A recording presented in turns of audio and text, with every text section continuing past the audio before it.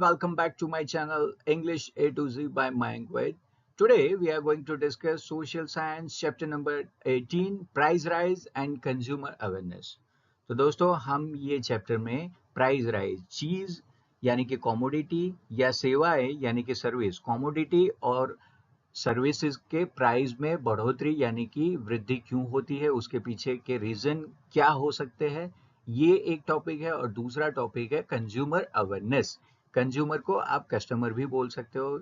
जब भी आप कोई चीज परचेज करते हो या कोई सर्विसेज को अवेल करते हो पैसा दे के, तो उसके साथ साथ आपकी कुछ ड्यूटीज भी होती है। आपको काफी सारी चीजों के बारे में समझना चाहिए ताकि आपका एक्सप्लॉयटेशन ना हो सके।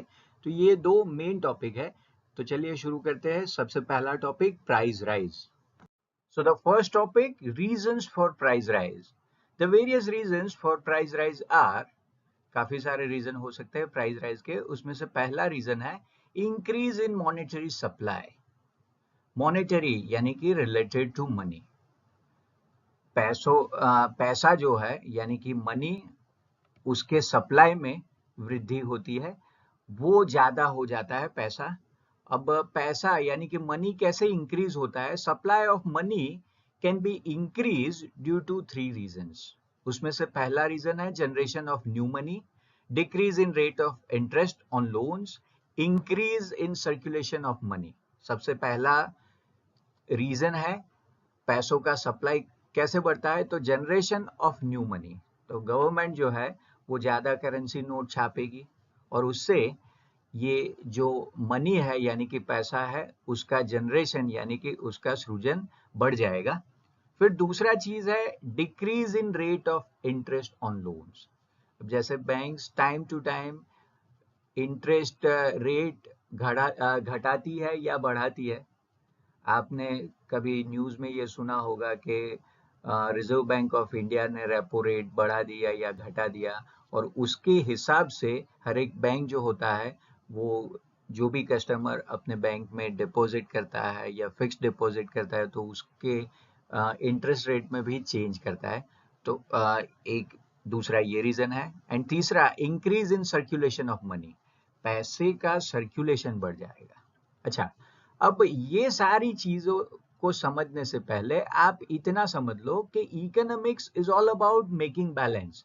आप इकोनॉमिक्स की बात छोड़ो, हर एक जो सब्जेक्ट है, आप चाहे साइंस की बात कर लो, चाहे मैथ्स की बात कर लो या लाइफ साइंस की बात कर लो, हर एक चीज में बैलेंस यानी कि संतुलन सबसे ज्यादा जरूरी है।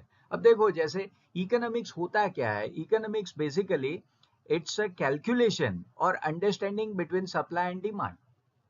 अगर सप्लाई यानी कोई चीज जो है वो कहाँ से आती है, उसका सप्लाई कितना है। अब जैसे मारुति कार है, वो कंपनी हर साल, साल को छोड़ो, हर महीने आप समझो कि 10,000 कार का प्रोडक्शन करती है। तो यहाँ पे मारुति कंपनी के लिए 10,000 कार उसका सप्लाई हुआ। अब ये कंपनी जो है वो 10,000 कार कब मैन्युफैक्चर करेगी? जब बाजार में यानी कि मार्केट में 10,000 या 10,000 से ज्यादा कार का डिमांड होगा। अब अगर ये 10,000 यानी कि 10 का सप्लाई मारुति कंपनी जो मैन्युफैक्चर करती है और 10 का डिमांड यानी कि अलग अलग कस्टमर्स इसको लेते हैं। अब ये 10 का जो आंकड़ा है वो अगर कहीं पे भी अल्टर या चेंज हो गया है, यानी कि कंपनी ने 10,000 कार का प्रोडक्शन घटा के 8,000 कर दिया और वहीं पे सामने जो 10,000 का जो डिमांड है वो जो का त्यों रहा, तो वो 2,000 का डेफिसिट आएगा। ठीक है। अब वैसे ही आप देख लो क्रेडिट एंड डिमांड, जैसे एक्सपेंडिचर एंड इनकम है। अगर 10,000 का आपका इनकम है तो आपका एक्सपेंस भी 10,000 के अंदर ही होना चाहिए। अगर उससे ज्यादा होता है तो no, you'll be in a no डेब्ट कंडीशन। आपको उधारी लेनी पड़ेगी और प्रॉब्लम हो जाएगा। तो ये चीज है, यानी कि economics is all about maintaining और अंडरस्टैंडिंग बैलेंस। तो आप ये दोनों पहलू को समझ लो कोई भी तरीके से। अब जैसे प्राइस राइज है, प्राइस राइज में बेसिकली दो चीज ही होती है, सप्लाई एंड डिमांड। अगर दोनों सही है तो कोई प्रॉब्लम नहीं। अच्छा, अब यहाँ पे अल्टर प्रॉब्लम कहाँ पे आएगा? पैसा बढ़ जाएगा। पैसा अगर बढ़ गया, काफी बार आपने ये सुना होगा बच्चों, स्पेशली पेरेंट्स से या आपके टीचर से, कि हमारे जमाने में तो ये होता था वो होता था। अब हमारे जमाने यानी कि इवन इन माय जनरेशन, मेरे टाइम पे क्या होता था, जब हम बच्चे थे we didn't have so many options, और इसीलिए जो भी था उसमें खुश थे। वहां पे ज्यादा सप्लाई भी नहीं था और इसीलिए डिमांड भी कम थी। यानी कि आप चॉकलेट की बात करो तो एक या दो ब्रांड से ज्यादा हमको पता भी नहीं था, क्योंकि वो मार्केट में ही नहीं थी, और इसीलिए चॉकलेट का ज्यादा बिक्री नहीं था। आज देखो 100 से भी ज्यादा नेशनल और इंटरनेशनल चॉकलेट ब्रांड्स आपको मिलेंगे। छोटा बच्चा भी है, अगर आप उसको कोई भी चॉकलेट थमा दोगे तो वो बोलेगा अंकल मुझे कैडबरी चाहिए, अंकल मुझे नेस्ले चॉकलेट चाहिए। तो ये सारे ऑप्शंस है, तो ये सप्लाई भी ज्यादा है और उसका बिक्री हमारे जमाने से कहीं ज्यादा भी है। तो ये एक चीज है। अच्छा, तो मनी सप्लाई बढ़ने से कैसे प्राइस राइज होता है? मतलब पैसा ज्यादा है, पैसा ज्यादा है तो हर कोई चीज खरीद लेगा। आप आज से 15-20 साल पहले रोड पे जितनी कार्स देखते थे, आज उस कार के नंबर से ज्यादा कार आप रोड पे देख सकते हो। तो वो ऐसा क्यों हुआ? तो लोगों के पास पैसा ज्यादा है, मनी सप्लाई ज्यादा हुआ। अब मनी सप्लाई कैसे बढ़ेगा? एक तो ये हो सकता है कि न्यू मनी का जनरेशन ज्यादा हुआ, सरकार ने ज्यादा पैसा छाप लिया, या उसका सर्कुलेशन यानी कि वो मार्केट में ज्यादा घूमने लगा, ये रीजन हो सकता है। और इससे क्या होगा कि आपका जो परचेजिंग पावर है वो बढ़ गया है, यानी कि आपका डिमांड बढ़ गया है। अब डिमांड के साथ में इतनी ही जल्दी, इतनी ही तेजी से आपका जो सप्लाई है वो नहीं बढ़ा, और सप्लाई नहीं बढ़ा, पैसा है आपके पास पर चीजें नहीं मिल रही, तो आप क्या करोगे? आप काला बाजारी करोगे, आप ज्यादा पैसा दे के भी वो चीज परचेज करना चाहोगे, तो वहां पे होता है price rise. So the same thing, look at the last para. This money supply leads to increase in demand of goods and services, but the supply does not increase at the same rate, so the prices go up and up, what you call it price rise.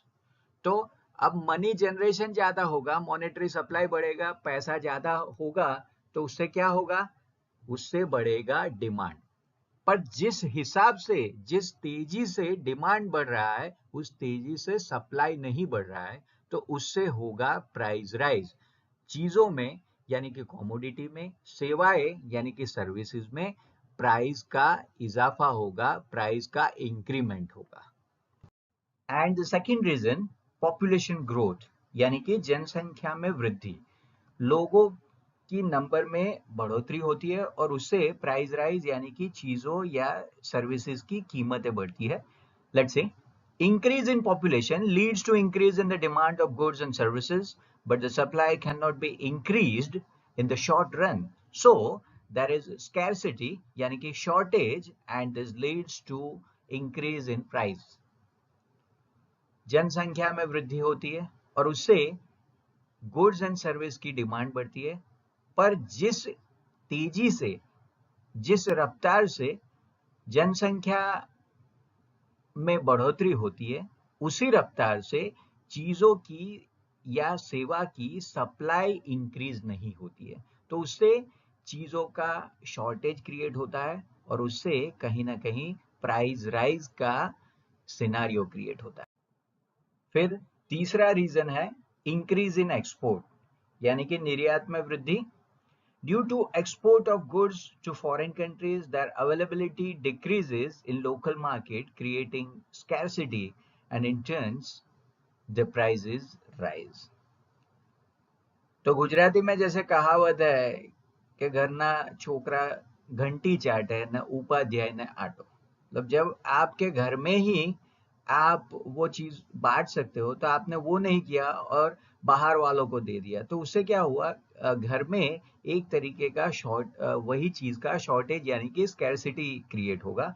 अब वही चीज national level पे जब चीजों का demand यानी कि commodity या सर्विस का डिमांड देश में ही ज्यादा है, फिर भी आप क्या करते हो? उसमें से काफी सारा हिस्सा आप एक्सपोर्ट करते हो, तो उससे लोकल मार्केट में यानी कि स्थानिक बाजार में चीजों का स्कैरसिटी होगा और उससे प्राइस का इजाफा होगा यानी प्राइस राइज होगा।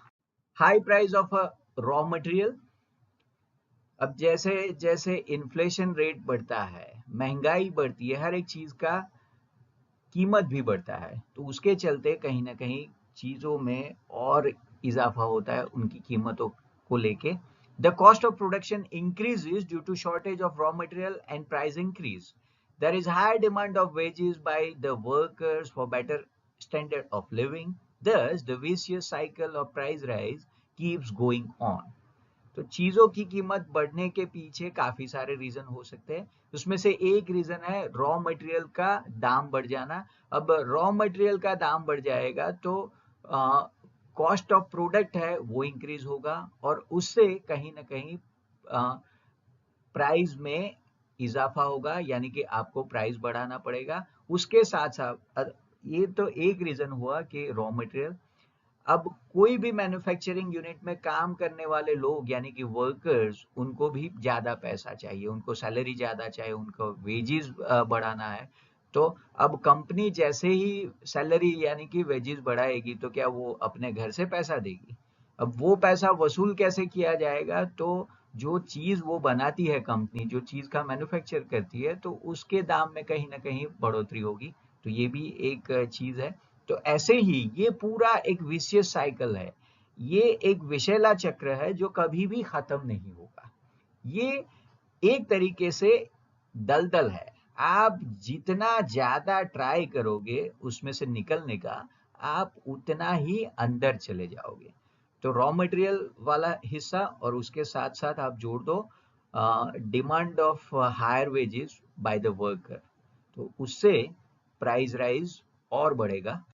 प्राइस राइज बाय गवर्नमेंट, सरकारें भी चीजों की कीमत बढ़ाती है। जैसे आप देख लो कोविड के बाद हर एक चीज का दाम बढ़ गया, और एक ही चीज जैसे ही पेट्रोल के रेट में बढ़ोतरी होगी, ऑलमोस्ट हर एक चीज, ट्रांसपोर्टेशन से लेके लोकल रिक्शा वाले से लेके सब्जी वाला, हर एक बंदा जो है अपनी चीजों का दाम बढ़ा देगा, क्योंकि ट्रांसपोर्टेशन कहीं ना कहीं पेट्रोलियम प्रोडक्ट रोजमर्रा की जिंदगी के हर एक पहलू पे असर करता है। तो गवर्नमेंट कैसे प्राइस बढ़ाता है? जैसे टैक्स बढ़ा दिया या पेट्रोल के दाम बढ़ा दिए। Let's see, government increased the support prices of certain petroleum products, cement, agriculture crops by way of administrative orders to fill the debt. This leads to a price rise। अब जैसे government, आप ये पढ़ते होंगे या न्यूज में सुना होगा कि गवर्नमेंट ने वर्ल्ड बैंक से इतने खरब रुपए का या इतने करोड़ रुपए का लोन लिया। अब लोन जो है गवर्नमेंट क्या मोदी जी अपने घर से चुकाएंगे? अब लोन चुकाने के लिए यानी कि गवर्नमेंट जो भी डेब्ट लेती है उसको रीपे करने के लिए उनका सोर्स ऑफ इनकम है अलग अलग टाइप के टैक्सेस या तो लेवीज, जैसे जीएसटी है, हर एक चीज में अलग अलग टैक्स होता है। तो सरकार जैसे ही ये चीजों पे टैक्स बढ़ाएगी तो कहीं ना कहीं चीजों यानी कि कमोडिटी या सर्विस के मूल में इंक्रीमेंट होगा। अब दूसरा ये भी है कि गवर्नमेंट सपोर्ट प्राइस देती है।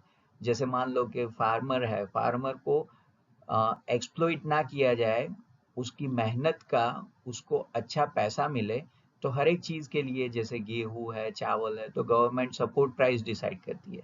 और वो सपोर्ट प्राइस अब जैसे 100 रुपए है तो कुछ साल बाद वो गवर्नमेंट 100 रुपए से सपोर्ट प्राइस चावल का बढ़ा के 200 कर सकती है। तो क्या वो जो 200 रुपए का 100 से 200 यानी 100 रुपए का जो इंक्रीमेंट है वो गवर्नमेंट कैसे वो डेफिसिट को कवर करेगी? तो उसके लिए भी गवर्नमेंट डायरेक्टली या इनडायरेक्टली चीजों के प्राइस में बढ़ावा देती है यानी कि इंक्रीमेंट देती है। और कहीं ना कहीं लार्जर स्केल पे हर एक जो चीज जो डायरेक्टली नहीं या इनडायरेक्टली भी ये पूरे सिस्टम से जुड़ी हुई होती है, वो हर एक चीज का प्राइस बढ़ेगा। जैसे मैंने बोला पेट्रोल में जैसे ही प्राइस राइज होगा, बाकी सारी चीजों में, सब्जी से लेके दूध में, ट्रांसपोर्टेशन कॉस्ट में, सभी जगहों पे इजाफा होगा। So that is an example of price hiking और प्राइस राइज बाय गवर्नमेंट। तो ये नेक्स्ट रीजन। फिर कहीं ना कहीं नेचुरल फैक्टर्स भी होते हैं। जैसे कोविड आ गया, बाढ़ आ गई या सूखा हो गया. The same thing, let's see, due to natural calamities like excessive rainfall, drought, earthquake, or epidemic, or even pandemic, and human factors like war, riot, industrial unrest, lockouts, there will be an adverse effect on the supply. So this will lead to a price rise. ये हमने देखा है. Covid के time पे दूध नहीं मिलता था, तो 20 रुपए की दूध की थैली 50 में भी बिकती थी. क्यों? क्योंकि उसका सप्लाई कम था और डिमांड ज्यादा थी. तो नेचुरल फैक्टर्स जैसे बाढ़ आ गई या बारिश ज्यादा हो गई या अर्थक्वेक हो गया या एपिडेमिक या पेंडेमिक हो गया. एपिडेमिक जो होता है वो एक रीजन में ही या एक कंट्री में ही होता है. पेंडेमिक जो इंटरनेशनल लेवल पे हर जगह पे होता है. That's a difference. या ह्यूमन फैक्टर्स भी यहाँ पे प्राइस राइज के लिए रिस्पॉन्सिबल है. जैसे वॉर हो गई, इसराइल का वॉर हो गया, तो उसका कहीं ना कहीं इम्पैक्ट ग्लोबल लेवल पे डायरेक्टली या इनडायरेक्टली सभी जगह पे आप देख सकते हो. या राइट हो गया, दो रिलीजन के बीच झगड़ा हो गया, एक कम्युनल टेंशन क्रिएट हो गया, या इंडस्ट्रियल अनरेस्ट यानी कि एक तरीके का अल्टरकेशन. वर्कर्स कोई फैक्ट्री में काम करते हैं, इंडस्ट्री में काम करते हैं, उनको ज़्यादा सैलरी चाहिए और वो नहीं टाइम पे मिल रही है, तो वो लोग स्ट्राइक्स कर देंगे, तो वो होता है इंडस्ट्रियल अनरेस्ट. लॉकआउट भी होता है जैसे हमने कोविड के टाइम पे देखा. और ये सारी चीज़ें सप्लाई पे ज़्यादा प्रेशर डालती है. और सप्लाई लिमिटेड है और वहां पे एकदम से डिमांड में हाई राइज हो गया, इंक्रीमेंट हो गया, और उसके चलते होगा क्या, एक ही चीज हो सकती है और वो है प्राइस राइज. तो नेचुरल फैक्टर के साथ साथ आप ह्यूमन फैक्टर्स भी जोड़ लो. ह्यूमन फैक्टर्स कौन कौन से है प्राइस राइज के लिए रिस्पॉन्सिबल ह्यूमन फैक्टर्स? तो एक हो गया इंडस्ट्रियल अनरेस्ट, दूसरा है वॉर, तीसरा है राइट्स, फिर है लॉकआउट्स. फाइन. तो चार: war, riots, industrial unrest, and lockout. These are the man-made factors that are responsible for price rise. Natural factor तो हम जानते ही है. फिर प्राइस राइज के लिए एक रीजन है यूसेज ऑफ ब्लैक मनी. अब सबसे पहले समझते हैं ब्लैक मनी क्या होता है. अब पैसे का कोई रंग नहीं होता है. आप बोलोगे सर 500 रुपए का नोट तो ग्रे कलर का है, या 100 रुपए का नोट वो ब्लू कलर का है, या 200 रुपए का नोट वो सैफरन कलर का है, और आप बोल रहे हो ब्लैक मनी. अब पैसे का कलर नहीं होता है, पर आप उसको कैसे जस्टिफाई करते हो उसके हिसाब से वो पैसा व्हाइट भी हो सकता है, ब्लैक भी हो सकता है, और ग्रे भी हो सकता है. अच्छा, अब ब्लैक मनी क्या है, यहाँ पे ये डेफिनेशन दे के रखा है मैंने. What is this definition of black money? Look at here. All funds earned through illegal activity and legal income that is not recorded for tax purposes is called black money. यहाँ पे fund का मतलब ही है money. वो सारा पैसा जो illegal activity से अर्न किया है. इलीगल एक्टिविटी यानी कि आप जो सोर्स को डिफाइन नहीं कर सकते. अब जैसे मैं कहीं पे काम कर रहा हूँ, तो वो काम के बदले में हर महीने मुझे सैलरी मिलता है, तो उसको मैं लीगल बोलूंगा. वो चीज को, वो पैसा जहां से आया है, वो सोर्स को मैं जस्टिफाई कर सकता हूँ, तो वो लीगल हो गया. और लीगल जो पैसा है उसके ऊपर गवर्नमेंट टैक्स भी लगाता है, जिसको हम इनकम टैक्स बोलते हैं. तो वो वाइट पैसा है, यानी कि वो वाइट मनी हो गया. पर ऐसा पैसा जो इलीगल एक्टिविटी से अर्न किया हुआ है और जिसपे आपने लीगल इनकम नहीं कंसीडर किया है क्योंकि आपको टैक्स बचाना है, उसको बोला जाता है ब्लैक मनी. आप सीधा समझ लो, ब्लैक मनी यानी money that is not in circulation, that cannot be justified through a particular source is called black money. अगर मेरे पास 100 रुपया है, कोई गवर्नमेंट आके मुझे पूछेगा या इनकम टैक्स ऑफिसर आके मुझे पूछेगा कि भाई तू ये 100 रुपये कहाँ से लाया, तो मैं बोलूंगा कि मैंने ये काम किया था तो इसने मुझे ये पैसा दिया. अब जिसने पैसा दिया है उसके पास भी रिकॉर्ड है, और 100 रुपये देने के लिए यानी कि उसने जो लीगल बैंक ट्रांजेक्शन किया था वो भी है. पर अगर वो मुझे डायरेक्ट कैश में पैसा देता है तो उसका कोई रिसीट वगैरह नहीं देता है, तो वो अनअकाउंटेड मनी हो गया, तो वो ब्लैक मनी भी हो सकता है. जैसे आप पेरेंट से पैसा लेते हो, just it's a story apart, it's not exact example of black money. जैसे आप अपने पापा से पैसा लेते हो, तो वो उसके लिए क्या आप पर्ची देते हो कि पापा आपने मुझे 500 रुपए दिए, ये लीजिए ये रिसीट, नहीं तो ये ब्लैक मनी हो जाएगा, ऐसा नहीं है। पर आपके फादर जो कंपनी में काम करते हैं उसका उनको सैलरी मिलता है और वो बैंक अकाउंट में क्रेडिट होता है, तो वो लीगल मनी है, वो वाइट मनी है। पर जिसका कोई सोर्स नहीं है, वो डायरेक्ट दिया गया है, वो होता है ब्लैक मनी। तो उससे गवर्नमेंट को क्या प्रॉब्लम होता है? गवर्नमेंट को टैक्स नहीं मिलता है और कहीं ना कहीं गवर्नमेंट को टैक्स कम मिलेगा, तो जो डेवलपमेंट के काम गवर्नमेंट को करने हैं वो कम करेगा और उससे कहीं ना कहीं देश का जो डेवलपमेंट है वो कम होगा और वो डेवलपमेंट जल्दी ग्रोथ में परिवर्तित नहीं होगा। क्योंकि आगे हमने देखा no economic development and economic growth का डेफिनेशन, फाइन। तो वहां पे ग्रोथ वो फाइनल स्टेज है, whereas डेवलपमेंट वो इनिशियल स्टेज है। Now let's see, in order to save tax people hide their excess income. Tax बचाने के लिए लोग ज्यादा पैसा है, जो एक्स्ट्रा पैसा है उसका सोर्स छुपाते हैं। So money not in circulation is called black money. अगर मैं पैसा दबा के रखता हूँ, आपने ये न्यूज़पेपर या टीवी सीरियल्स में देखा होगा कि उसके बेड के नीचे एक बड़ा सा बक्सा था, वहाँ काफी सारे करेंसी नोट्स थी, या नो कहीं कोई सीक्रेट दीवार में सारा कैश छुपा के रखा है, ये सारे ब्लैक मनी हो सकते हैं। For fear of being caught for not paying income tax or service tax, these people purchase unwanted things.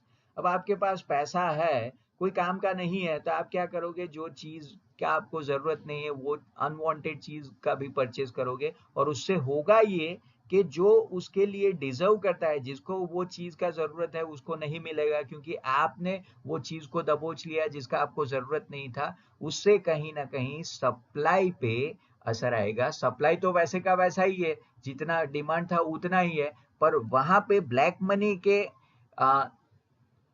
Include होने से वो आर्टिफिशियल रूप से डिमांड बढ़ गया और उससे कहीं ना कहीं होगा प्राइस में बढ़ोतरी, क्योंकि वहां पे सप्लाई पे प्रेशर आ गया। तो ये रीजन है प्राइस राइज के लिए ब्लैक मनी के चलते। फिर प्राइस राइज के लिए नेक्स्ट रीजन है स्मगलिंग एंड होल्डिंग। अब ये दोनों टर्मिनोलॉजी को समझना जरूरी है। स्मगलिंग को आप टिपिकल लैंग्वेज में बोल सकते हो तस्करी, एंड होल्डिंग यानी कि जमाखोरी। होल्डिंग तो शायद आपको समझ में आ गया होगा, उसमें ज्यादा है नहीं। यहाँ पे मैंने दोनों का डेफिनेशन दे के रखा है नीचे बॉक्स में। तो देखो होल्डिंग का डेफिनेशन क्या है? An illegal way collection of goods by producer, seller or consumer due to the prediction of price rise is called holding. जमाखोरी यानी कि किसी चीज को जानबूझ के दबा के रखना, और उससे क्या होगा कि आप जैसे आप सेलर हो या आप प्रोड्यूसर हो, तो आप क्या करोगे? उसको जमा करके रखोगे। कोई चीज जो आपके लिए जरूरी नहीं है फिर भी आप उसको दबा के रखोगे, और उससे क्या होगा? अगेन जो सप्लाई और डिमांड का जो बैलेंस है वो बिगड़ जाएगा, और उससे मार्केट में एक आर्टिफिशियल स्कैरसिटी यानी कि शॉर्टेज क्रिएट होता है, और उससे चीजों का प्राइस बढ़ता है। तो अगेन होल्डिंग क्या है? An illegal way for the collection of goods by producer, seller और consumer having a prediction of price rise is called holding. Hold करके रखना यानी कि दबा के रखना, जमा करके रखना। ठीक है। अब जैसे प्याज के दाम में हर साल में एक या दो बार ऐसा होता है कि हम न्यूज़पेपर में पढ़ते भी है कि प्याज ने कॉमन लोगों को रुला के रख दिया। प्याज जब काटते हैं तो आंसू निकलते हैं, और कभी कभी प्याज के दाम इतने ज्यादा होते हैं कि आपकी आंखों में वो सुन के भी आंसू निकल सकते हैं। तो ये इसके पीछे कहीं ना कहीं होल्डिंग का रीजन होता है। जैसे तेल के प्राइस में भी साल में एक या दो बार ऐसा होता है, एक आर्टिफिशियल जर्क आता है, अचानक से तेल के डिब्बे में 100-200 या 300-400 रुपए का बढ़ावा हो जाता है। That is because of holding. अब दूसरा है स्मगलिंग। स्मगलिंग का मतलब होता है तस्करी, यानी आप कोई चीज को फॉरेन से लाते हो जहाँ पे उसका रेट कम है, पर आप इंडिया लाओगे तो वो चीज पे आपको गवर्नमेंट को टैक्स यानी कि कस्टम टैक्स हो सकता है या दूसरा कोई भी तरीके का टैक्स या लेवीज देना होता है। तो आप उसको सीक्रेटली यानी कि बिना बताए अनअकाउंटेड वे में लेके आते हो, उसको बोला जाता है स्मगलिंग। अब जैसे इंडिया में इंडस्ट्रियल रिवॉल्यूशन हुआ, यानी बिफोर 1990s, अगर आप उस जमाने के पिक्चर्स भी देखोगे तो ज्यादातर मूवीज में हीरो या विलन वो सोने का स्मगलिंग यानी कि तस्करी करता नजर आएगा। क्यों? क्योंकि उस टाइम पे इंडिया में सोना अगर आप बाहर से लाते हो, आज भी वही हाल है, तो वहां पे गवर्नमेंट काफी सारा टैक्स लगाती थी, तो लोग इलीगल वे से लेके आते थे। So that is what smuggling is.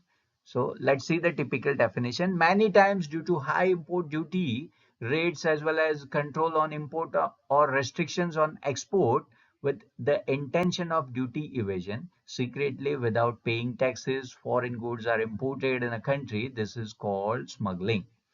तो कभी कभी क्या होता है, कभी कभी नहीं, मैनी टाइम्स, काफी बार चीजों पे इंपोर्ट ड्यूटी ज्यादा होती है, और वो इंपोर्ट ड्यूटी को बचाने के लिए आप क्या करते हो, इलीगल वे में बिना टैक्स पे किए हुए फॉरेन चीजों को अपने देश में लेके आते हो, उसको बोला जाता है स्मगलिंग।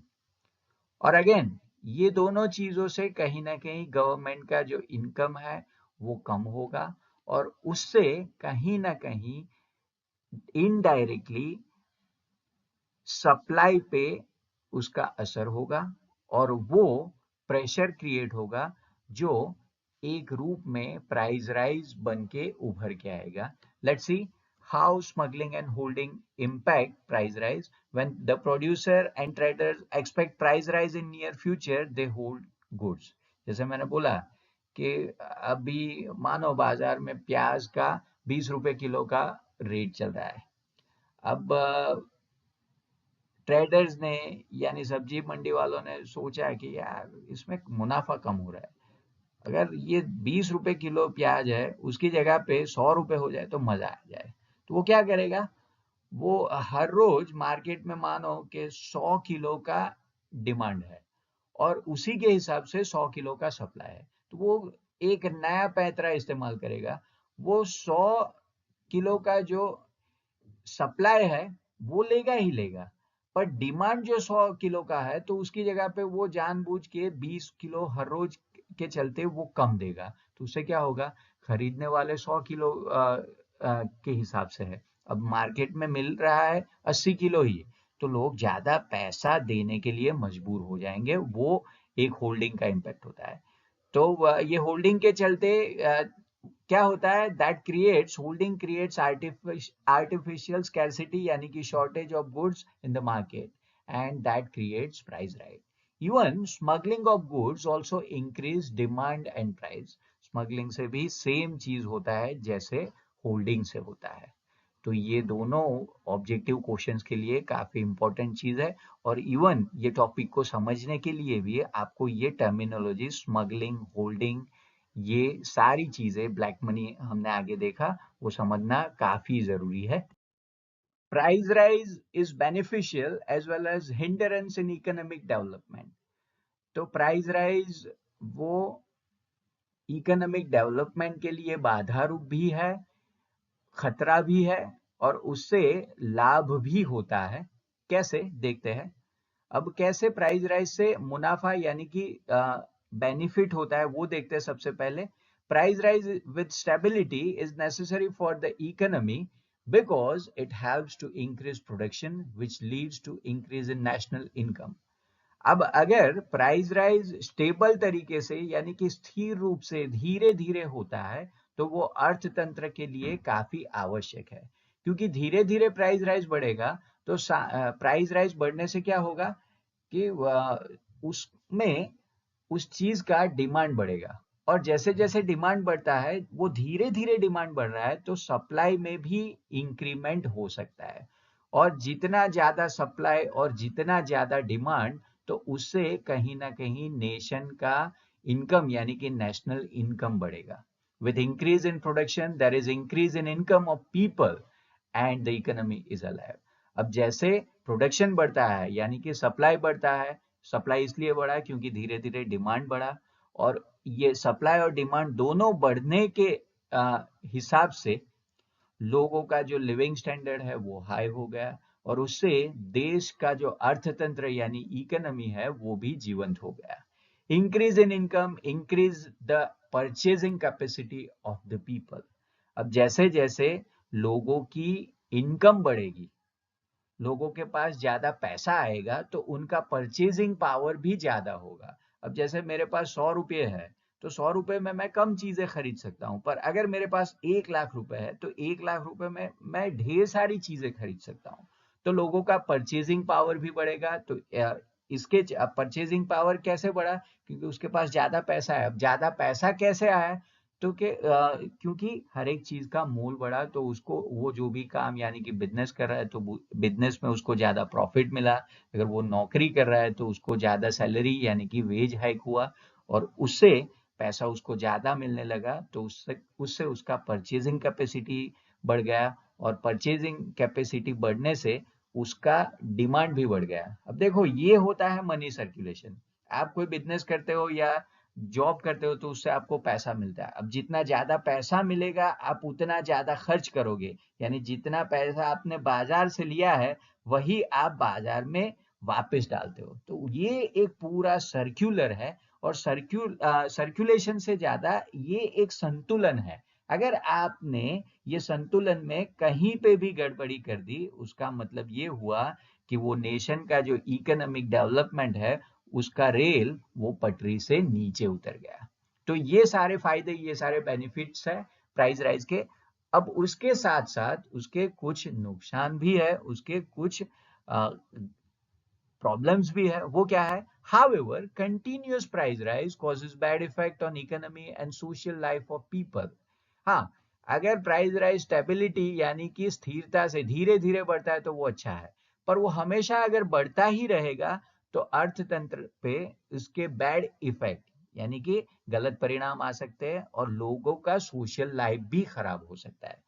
अब जैसे बोला जाता है नो, नाणा वगरनो नाथ्यो न नाणो नाणे ना था लाल। अगर आपके पास पैसा है तो आपको इज्जत दिया जाएगा, आपका रुतबा बढ़ेगा, और आपका सोशल स्टेटस भी बढ़ेगा। अब कंटिन्यूअस प्राइस राइज होगा तो उससे लोगों को कम पैसा मिलेगा। आप बिजनेस कर रहे हो तो वहां पे मुनाफा कम होगा, आप अगर जॉब कर रहे हो तो आपका सैलरी कम होगा, सैलरी कम है तो आपका परचेजिंग पावर कम होगा, परचेजिंग पावर कम है तो आप कम चीजें खरीदोगे, कम चीजें खरीदते हो तो पैसे का जो सर्कुलेशन है वो कम हो गया, और वो इकोनॉमी पे इम्पैक्ट क्रिएट किया। फिर आगे, due to increase in price the lives of poor and middle class become miserable. काफी सारी चीजों में कीमत की बढ़ोतरी होने के चलते गरीब लोगों का जो जिंदगी है या मिडिल क्लास फैमिली का जो जिंदगी है वो हेल्प बन जाता है, क्योंकि उनके पास पैसा कम है और चीजें खरीदने के लिए ज्यादा पैसा चाहिए, तो उससे उनका लाइफ काफी खराब हो सकता है। The rate of savings and capital generation decrease.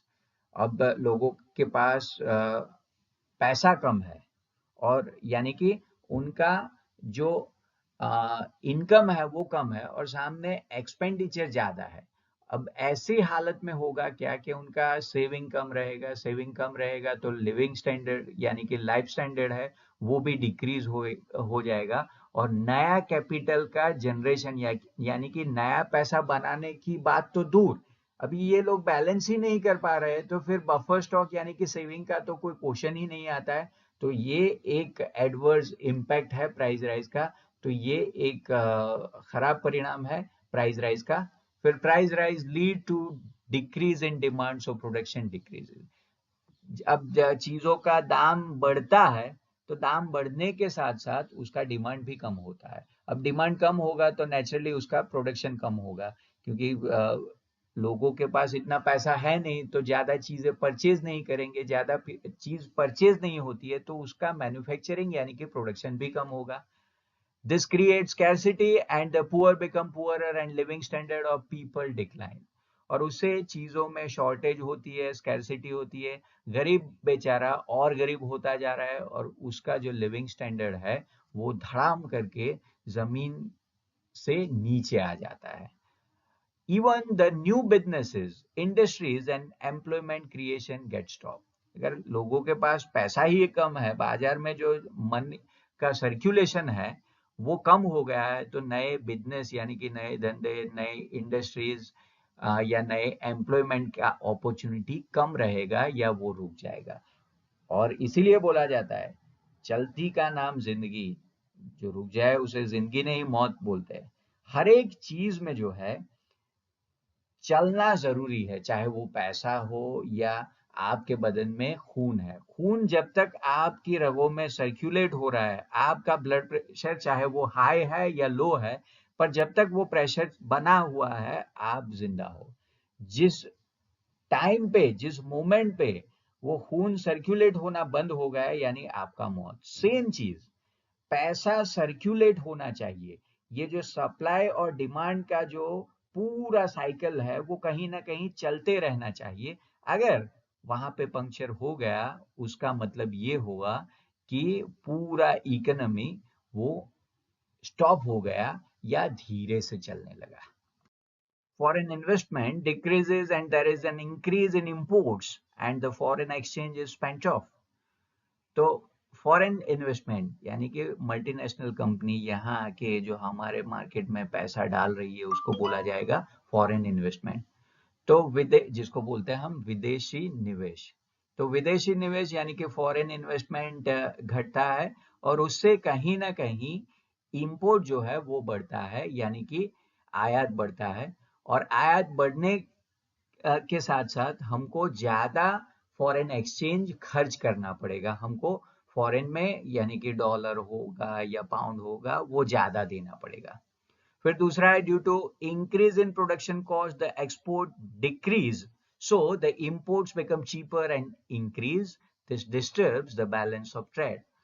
तो उत्पादन की लागत बढ़ने से निर्यात घटता है, यानी कि एक्सपोर्ट जो है वो कम होता है और उससे आयात सस्ता होता है, चीप होता है और वो बढ़ जाता है।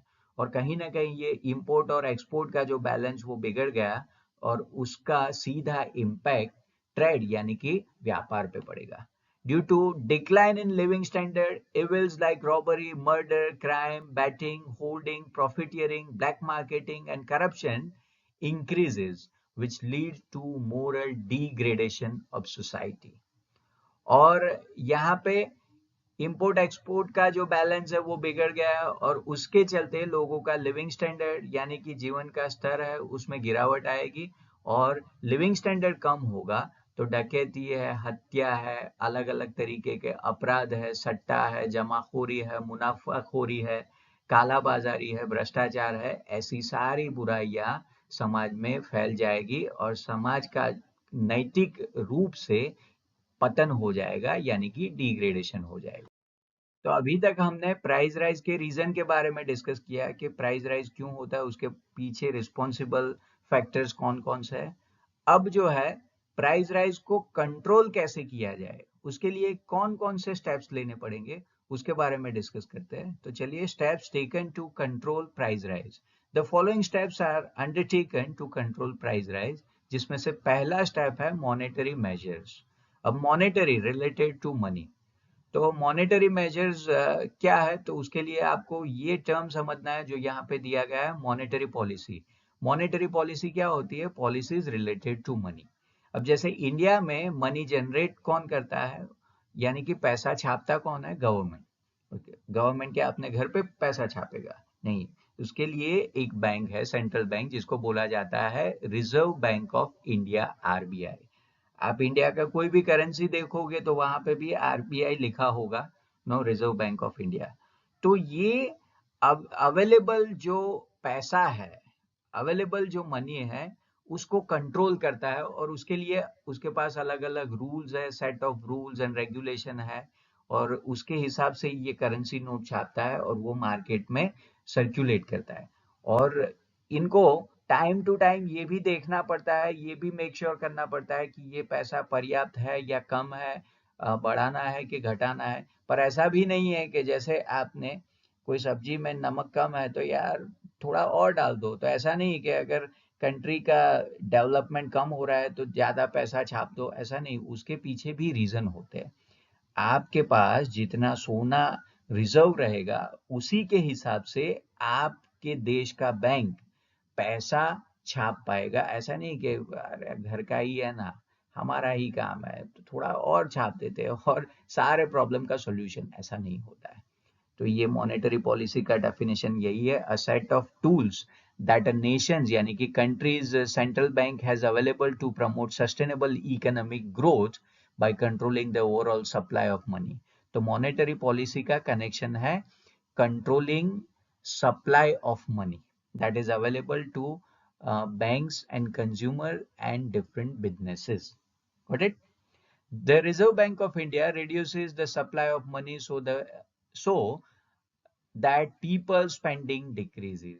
तो प्राइस राइज को काबू में करने के लिए क्या करती है भारतीय रिजर्व बैंक जो है वो नोटों का यानी कि मनी का सप्लाई है वो घटा देती है। अब पैसा कम आएगा तो उसका सर्कुलेशन भी कम होगा और लोग कम पैसा खर्च करेंगे, और पैसा कम खर्च होगा तो उसका जो डिमांड है, कोई भी चीज का जो डिमांड है वो घटता जाएगा और उससे कहीं ना कहीं प्राइस में भी गिरावट आएगी या वो एटलीस्ट कंट्रोल में रहेगा। It also sells government securities to control money supply. It increases the lending rate, so money supply for investment decreases and activity like holding decrease.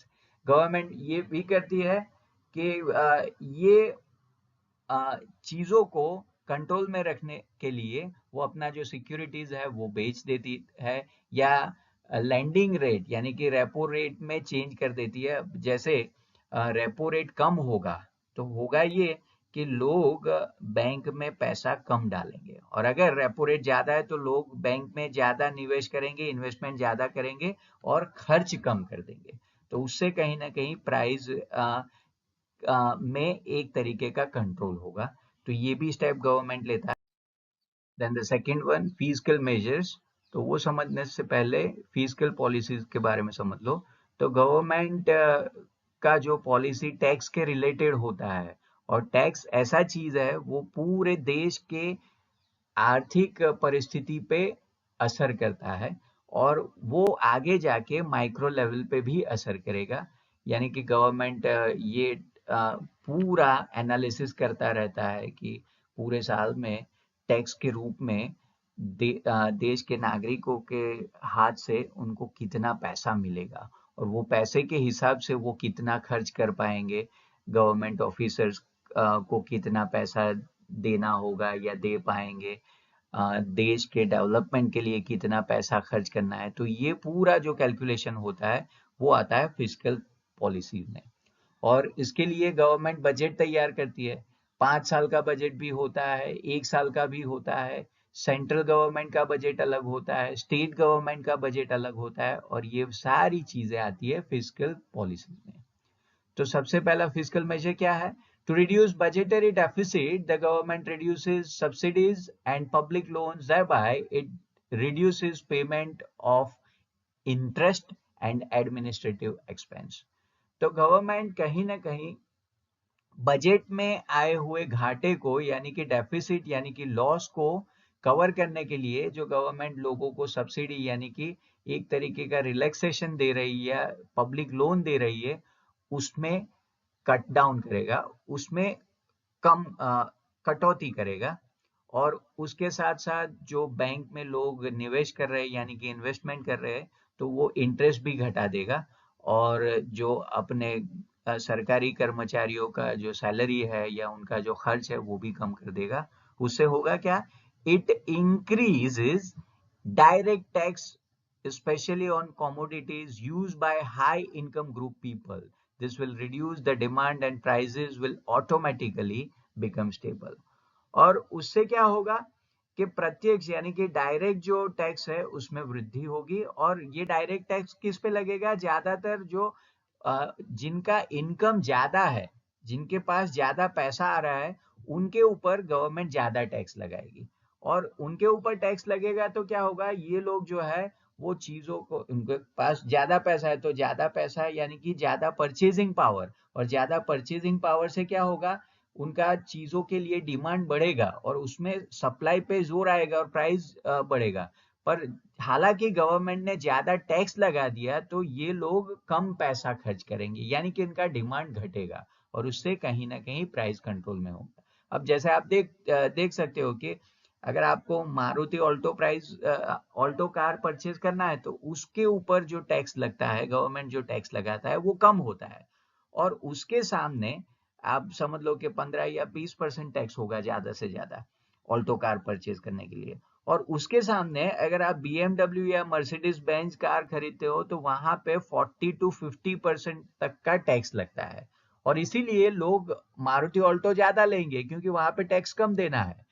और उसके सामने मर्सिडीज या BMW नहीं लेंगे। वैसे भी जिसका बजट कम है, जिसके पास इनकम कम है, वो खरीदेगा ही नहीं। पर जिसके पास ज्यादा पैसा है, जो BMW या मर्सिडीज अफोर्ड करता है, वो भी कम परचेज करेगा क्योंकि उसको आधा से ज्यादा तो टैक्स ही देना है। तो कहीं ना कहीं इससे भी प्राइस कंट्रोल में रहता है। फिर है PDS, जिसको बोला जाता है पब्लिक डिस्ट्रीब्यूशन सिस्टम, सार्वजनिक वितरण प्रणाली। The fair price shops provide essential commodities like food grain, sugar, kerosene, edible oil, soap to poor people at a reasonable price, so the activity of black marketing, holding and profiteering are controlled. तो ये जो FPS यानी कि fair price shop है, वो जो essential commodities, जरूरी चीजें हैं, जैसे अनाज है, चीनी है, केरोसिन है, खाद्य तेल है, साबुन है, ऐसी चीजों को गरीब लोगों को काफी कम दामों में या रीजनेबल दामों में अवेल करवाती है। और इससे कहीं ना कहीं बाजार में जो काला बाजारी या जमाखोरी है, मुनाफाखोरी है, ऐसी गतिविधि पे कहीं ना कहीं कंट्रोल आएगा, नियंत्रण आएगा। Administer prices mechanism. The government administers the prices of certain basic goods because an increase in their price reduces the purchasing power of the fixed income and the poor people. तो प्रशासित मूल्य तंत्र या प्रणाली क्या है? गवर्नमेंट काफी सारी चीजों का प्राइस कंट्रोल करती है, उस पे नजर रखती है, ताकि जो अर्थतंत्र का बैलेंस है वो कहीं ना कहीं बिगड़ ना जाए।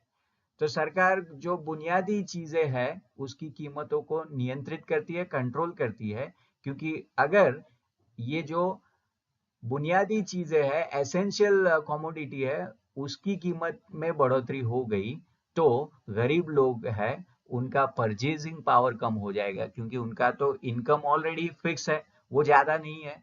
तो उनका लाइफ स्टैंडर्ड मेंटेन करने के लिए गवर्नमेंट जो एसेंशियल यानी कि बेसिक चीजें हैं उसको उसका प्राइस नियंत्रित करती है। The government has implemented the essential commodities act to stop malpractices like profiteering and holding. तो गवर्नमेंट ने क्या किया? मुनाफाखोरी और जमाखोरी को काबू में करने के लिए, रोकने के लिए ये एसेंशियल कमोडिटी एक्ट लगा लिया। It also books the errant traders and producer under PASA. PASA जिसका मतलब है prevention of anti social act by strict legal and punitive action. तो गवर्नमेंट ने गलत व्यापारी या उत्पादकों के खिलाफ सख्त कानूनी या दंडात्मक प्रणाली अपनाई है, और उसके चलते उन्होंने ये लॉ इंट्रोड्यूस किया है जिसका नाम है PASA, prevention of anti social act. और अब other measures, the government imports essential commodities to maintain supply and do away with scarcity.